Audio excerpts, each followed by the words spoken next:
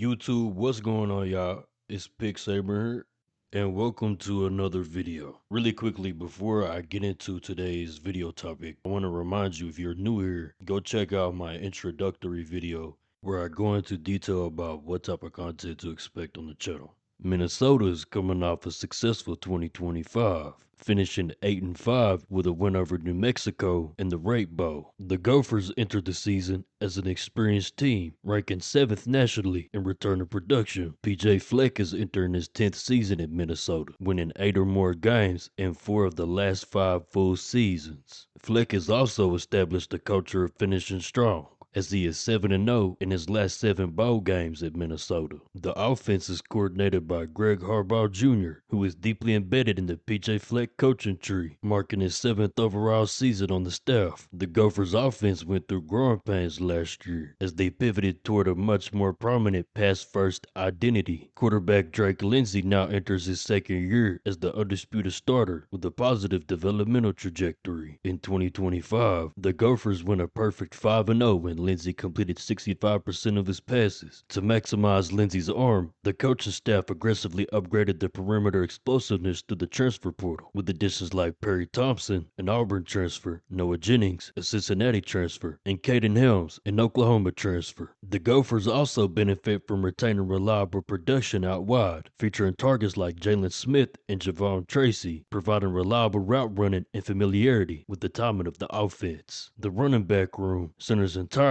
around Darius Taylor, who is one of the most electric and complete playmakers in the Big Ten. Entering his senior season, Taylor has shown flashes of being a true superstar, blending elite tackle breaking vision with rare pass catching ability out of the backfield. Behind Taylor, veterans like A.J. Turner provide valuable speed and insurance to keep the backfield fresh. And since opposing defenses are forced to commit extra resources to stopping the ground game, the quarterback benefits from favorable play action windows and isolated matchups on the perimeter. The offensive line returns an immense amount of experienced size, anchored by Greg Johnson and Ashton Beers, plus massive Tennessee transfer Bennett Warren at tackle. The blocking unit projects to be a major anchor for the offense, due to a strong blend of returning continuity and young talent with high upside. This group features the sheer size and physicality required to lean into the wide zone run game, paving the way for running back Darius Taylor and keeping Drake Lindsey protected in the pocket. The defense is led by defensive coordinator and safeties coach Danny Collins, who is a trusted pillar of PJ Fleck's staff, spanning back a decade of them working together. The Gophers return approximately 54% of their defensive snap production. Edge rusher Anthony Smith returns after tearing up the conference last year with 12.5 sacks. Combined with Carter Mins and Jackson Howard, Minnesota will boast a dangerous edge rushing rotation. Linebacker Maverick Baranowski and cornerback John Nestor return to secure the spine of the defense. Minnesota's defense projects